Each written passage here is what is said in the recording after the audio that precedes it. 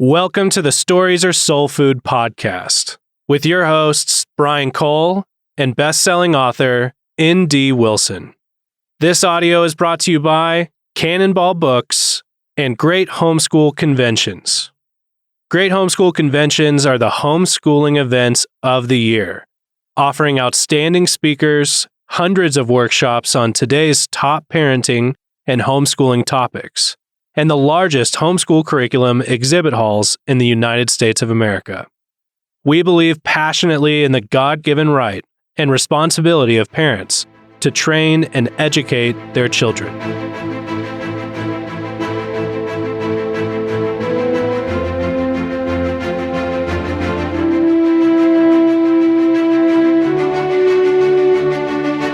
Okay, what are we talking about today, Brian? The benefits or the disadvantages. Should you be a picky eater when it comes to books? Okay, define your terms for me. Should you read narrowly or broadly? That's the question. I think a lot of people find what they like, and certain kids obviously read what they like, and then they stay in that genre and read that genre. So we're talking about genre limitations. Yeah. Because on one hand, you want picky eaters. Because that's what we talked about last episode, I guess. We want people who are super picky and what they admire and what they love and how their affections are shaped. But we also all know those kids, I was one, who will only read Lord of the Rings. Will only read whatever it might be. Was that your food of choice back in the day? Yeah, so I did laps through Lord of the Rings. And then by fifth grade, I would only read from that trilogy, basically, some of Narnia. Even then, not all of Lord of the Rings, just particular scenes. I would just go, I had the whole story in my head, so I would go reread Helm's Deep or reread The Mines of Moria or The Ride of the Rohirrim. Mm-hmm. And that was it. Then it'd be done. Like, okay, I read that part. That's great. And I stopped. I just stopped reading. So I think we want to encourage broad reading genre wise. We want to get readers who can find excellence in different areas, but we don't want to have readers who can't tell excellence. So one of the problems of picky eaters, and we're going to get into some parenting here. One of the problems of picky eaters is they have terrible taste. Yeah. It's like, I will only eat chicken nuggets. Yeah, taste the little crunchy breads on the outside. That is all I'm going to do. I'm only going to eat this. And even though it might be fine once upon a time, occasionally, as soon as a kid starts being exclusive, I will only eat this. It's a way of flexing power and control over their parents. So there's a lot of progressive parenting instruction that will tell you this is one of the only areas where they can control their own life. So we need to let them be picky eaters. And I would say it's one of the only areas where they can control their parents.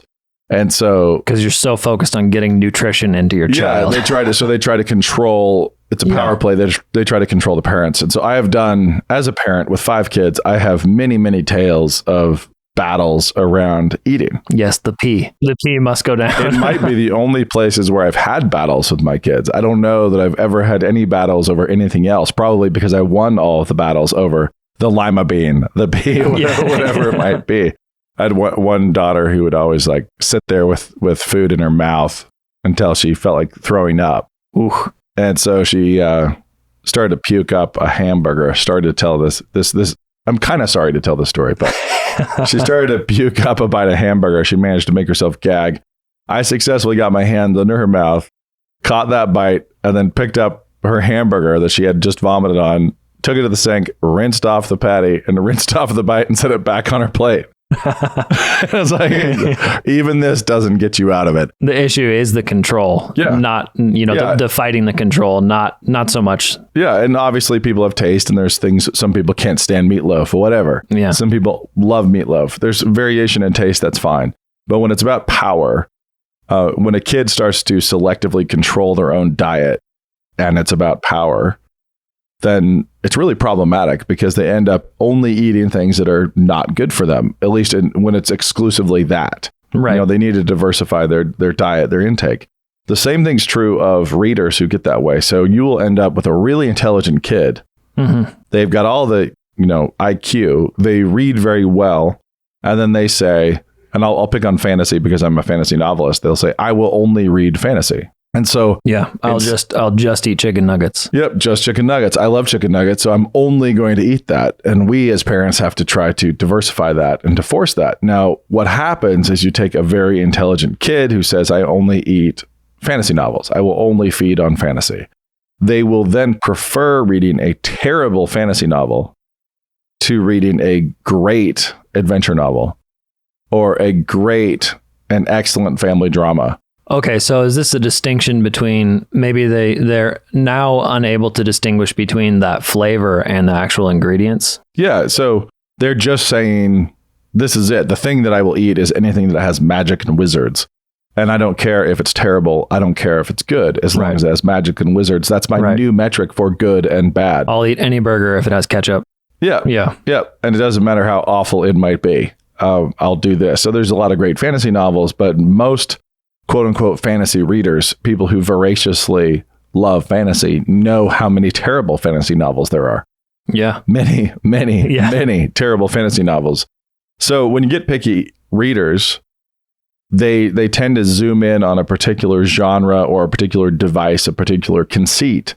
I will only read dragon books. Mm-hmm. I like dragons, so I will only read dragon books. Yeah. Or I like historical romance. Yeah. And I will only read that. It's like, well, I've had as many conversations with people who won't read fantasy. They kind of knee jerk against fantasy. Yeah. As I have with people who won't read anything but fantasy. And they all need to broaden. They all need to think, let's find an excellent story. Like, let's find a truly excellent story and let's read that.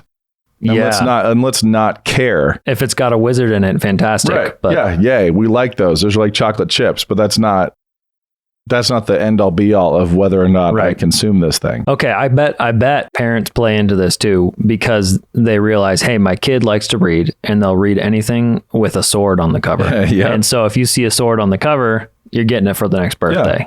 And there's nothing wrong with taste. There's nothing wrong with like, oh, hey, I'm trying to find, fun new fantasy novels because my kid loves those. Yeah. That's great. Find those, especially if they're good. Right. Like find every single good one that you possibly can and let them read it, but also find all the other good ones. If you have a kid who's refusing to read Watership Down because it has rabbits. Yeah. I don't read bunny books. I'm like, don't make me read the bunny book is a sentence from one of my sons. Watership Down is one of the best novels for kids that's ever been written. I mean, it is a fantastic book. Yeah. And your children need to know that. They need to experience it. They need to love it. Now, if you go read the Wingfeather Saga, if you're reading Andrew Peterson and they love it, and so they just want to do laps through those books, great. Mm-hmm. Okay, but how do you diversify the diet? Like, it's okay to have your favorites. It's okay to have your treats, the things you love to go to. And why do you want to diversify? Just to make it clear, you want to diversify so that they can experience a full range of imaginative growth, right? So we talked about in that first episode about stories being soul food and how this is food for the imagination. And we need the imagination to be broad and agile. You need it to be able to move laterally. Yeah. Because you want people to be able to process the world in which they live and their own narrative stories, like the stories they live in. Switching hats a little bit too, as an acquisitions editor, I get a lot of manuscript submissions, and you, as teaching in the MFA, would get submissions from people who only read one genre. I think you can tell those. Oh yeah. When you get that and you read the first paragraph and it reads a little bit like a parody of the best things in fantasy or a parody of the best historical fiction. And it can be a talented author in some ways, who just feels like it's a little, maybe their muscles are a little bit stringy when it comes to good literature. It's about the flavor, not so much the ingredients. It's actually, this is one of the reasons why I've wanted my kids to play different sports too. So if you play a sport or no sports, no sports is bad, but if you play a sport and that's it. So I will only move my body in this way. Yeah. You can look at some high end, top flight soccer athletes. They could be extremely talented people, and they look kind of like a T-Rex. Leg muscles. Some of them, no. Some of them are, they're extremely fit around the board, and it looks like they could play a professional sport in any sport. But a lot of them, it's like you have enormous legs, little tiny arms, a computer programmer torso. your upper body looks entirely sedentary and your lower body looks like an Olympic powerlifter. Yeah. The offensive tackle too. Yeah. Same tackle problem. So you go to a position, you go to a sport. I play football. I play only football. I play basketball. I play only basketball. Mm-hmm. There have been a lot of articles and studies about the way you set yourself up for injury. Oh, yeah. So, NBA stars who a kid breaks his leg in his first game of the NBA, like his bone just snaps because he's been overtraining for basketball through adolescence and he's only done that. Like that's it. The same thing happens with fiction. The same thing happens with stories and with imaginations. Like you can create adults out of your children that you can grow them up into people where they can only think in one very particular pattern. They have one imaginative move and that's all. They can't really comprehend. They can't relate to other people who aren't wizards. They don't have the ability to look at someone in their church or in their town and see them as a character and find them in any way interesting because they have no powers. Right. No hats or staffs. Or because they're not a rabbit. I know people who will only read bunny books. A different problem. Yeah. So read the bunny books, read the fantasy novels, diversify, find great fiction, find stories that will cause your kids to latch onto those characters and follow them through adventures and will feed and broaden and strengthen their imaginations and equip them to see people around them, see people in their lives and in their environments, their towns and churches, and see them as characters and see them as interesting characters. So I've heard you talk about giving up on a book, being willing to give up on a book. Yeah. Where's the time with a kid where you say, no, this is great, you got to push through? Or you think, hey, maybe this genre is not for them? So there's a couple things. One is you got to do this early because if you wait until the kid's reactive, they're strongly reactive against something, it's kind of already it's just tough. Because to stick with the Watership Down example, you sit them down, you say, I'm going to read you this story, and they say, I hate it. I hate it. And you try to say, no, sit there, I'm going to keep reading. You're going to love it. And then you keep reading it, and they keep hating it. Yeah. And they keep hating it. Well, you're defeating the purpose at that point. Yeah. So you got to find a way to get around their defenses. If they've already kind of ossified, if they've already got this crunchy exterior like a barnacle built up where they only allow fantasy in, and I keep picking on fantasy, like I said, because I write fantasy. Well, yeah. But if they've already got that, it's tough. So in my case, I was 12. My mom sat me down and read me The Witch Hunt, the chapter from King Solomon's Mines. Yeah. And introduced me to intensity and to visceral action that was not Lord of the Rings. And it just kicked the walls down in my imagination. Yeah. And so she sat down and being wise, she sat me on the couch and she started reading this chapter to me about all the warriors lined up and this witch dancing around in front of all the lined up warriors. Yeah, she's a scary character. Yeah, and the drums are beating. It's this very Minds of Moria moment where it's just this, bum, bum, bum, bum, the drums and this witch dancing, and she's pointing at warriors who are then disemboweled by the guys on either side of them. And I'm like, what? I'm 12. No wizards, but I'm stuck. I'm sitting on a couch. My mom gets to the place where a warrior's been grabbed. The witch has pointed to him, and the warrior's been grabbed by the warriors on both sides of him, thrown to his knees, disemboweled, and thrown on his face. And the witch dances on and the drums keep beating as she picks the next guy. And I'm sitting here just shocked, horrified, and totally gripped. And so then that's when she set the book down. And she set the book down and walked away. And just said, but you don't like to read, you don't like to read stories like this.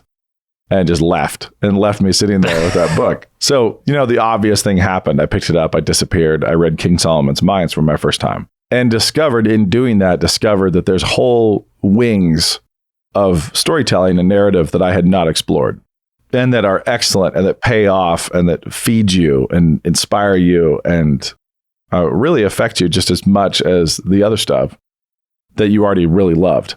So Lord of the Rings, I still love. Lord of the Rings had its effect, though. It had already had its effect. Yeah. And so I needed to broaden. And that was really when I became capable of appreciating a Watership Down or any number of other stories. I mean, I wasn't even into Treasure Island. Because Treasure Island wasn't, fantasy. The concept of just adventure was not enough for me. I needed the wizards and the magic. So that moment with King Solomon's Mines really is what derailed me from my picky eating and sent me off hunting for historical fiction, hunting for adventure, bunny books. It didn't matter. Yeah. Things that were good. It sent me hunting for stories that were good, as opposed to stories that have pointy hats. Right. So our takeaway, we got to be like Nancy Wilson here. Yeah, exactly. Find the moment for your kid. So you want to start early with their little, read them different kinds of stories, but make sure you don't read them lame ones. Right. You want to read them good stories and vet, like truly try to vet those. Read reviews by people you trust, and try to find things that will inspire them and excite them and motivate them to be better characters, like to be more interesting in their own lives and cross genres. So if they have a go-to genre they love, great. But that doesn't mean park there and read bad stuff. Yeah. Just because they will like it. Like here, this dragon novel, which is actually quite terrible and subversive and will undermine their Christian worldview, but it is within their picky tastes. So it's a chicken nugget. So spoon it down. So we're going to read this one. That's fine. You're going to read that book, even though it's going to attack you and our family and everything that we want you to love, because it suits your genre needs. We have to push outside of that. So trying to enforce it on kids is going to be tough. You got to do it like my mom did it. You got to be tricksy, basically. Yeah. That's what it comes down to. And you kind of need to understand story. You understand what's enjoyable, so that you know what a kid will like. Hot tip here. If you have a kid who is a fantasy obsessed reader, and they will read many, many terrible fantasy novels, and they will not read any good adventure non-fantasy novels. When you decide to come sit down with that little barnacle that's already ossified its protective casing, and you're going to try to recalibrate and correct and get back onto a broader road. When I say be tricksy, I really mean be tricksy. So if you say we're reading Watership Down as a family, you're going to see that 12-year-old boy, that version of me in your own family that's going to just rebel. Like, nah, I hate it. And it's like, and what is the other thing that you can do that they love that you can just like Pavlov's dog, that you can join these things up? Like, we are going to eat ice cream and read Watership Down. Like, I will give you a milkshake. Like, it's milkshake time. And while you guys work on your milkshakes, I'm going to read to you.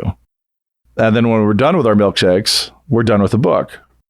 And the next time you want a milkshake, it comes with Watership Down. This is how we're doing it.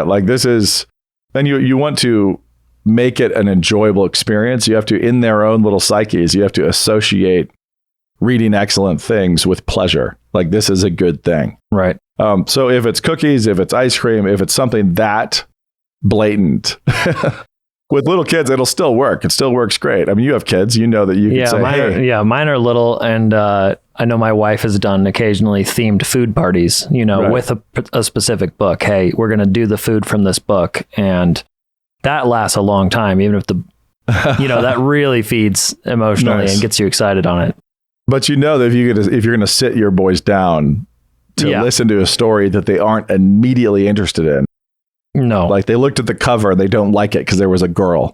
Yeah. Whatever it might be, whatever kind of picky eating, if you can always bait the hook. The hook can always be baited. And people are not that complicated. We're all pretty simple. Right. So for me, the hook just needed to be action. Yeah. And so my mom read me that part and walked away. Apple pie would have worked just as well. Right. Yeah, for sure. If she'd associated the two. So this that's not like a long-term solution, but that is the kind of thing that would prevent it from being counterproductive. Right. Because everybody has that book that your parent tried to get you to read when you were a kid, and you picked it up as an adult and realized, hey, this was pretty good. This is amazing. Why did I hate this so much?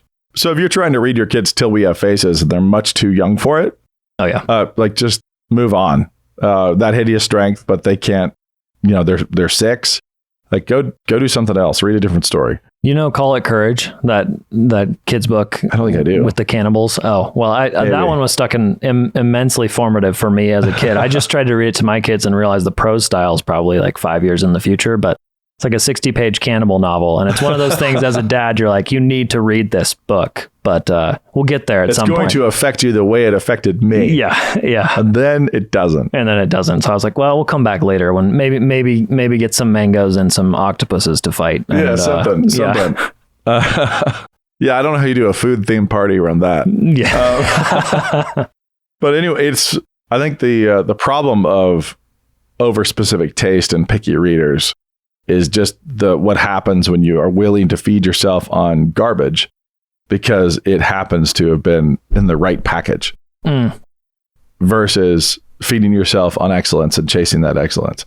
So I think that's really kind of it in a nutshell. You don't want your kids to develop one really big imaginative muscle. You want them to build all their imaginative muscles. Right. You want them to be able to see a rabbit in the park and, immediately relate to its life. Yeah. And see that narrative because God wrote that narrative. You want them to be able to see it and think through it and project and imagine like what life would be like for them. But you want them to see people at bus stops and feel the same thing. Mm-hmm. You want them to be able to sympathize with other humans in this story. Yeah. Even if they're not hobbits, even if they're not wizards. Right.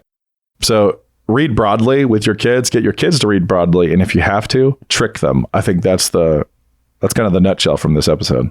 I like it. All right. Peace out. Cheers. Thanks. Thanks for listening to this week's episode of the Stories Are Soul Food podcast. Last week, I mentioned that the Canon app has released. It is the Audible app for all of Canon. So it's got all of our digital content, all of our audiobooks, and even conference material. I wanted to make sure you knew about one book in particular, Brave Ollie Possum by the Babylon Bee's very own Ethan Nicolle. Ollie Maccarelli is determined to face his fear of the dark once and for all, but he gets more than he bargained for when his therapist turns out to be an actual monster. To make it even worse, Ollie is transformed from a boy to a possum and locked in a cage. With no way to call for help, Ollie must learn to be brave with the help of some furry friends. Or he will be the main course. Ethan Nicolle's Brave Ollie Possum audiobook is absolutely phenomenal. Go find Ethan Nicolle's Brave Ollie Possum audiobook at canonpress.com/app.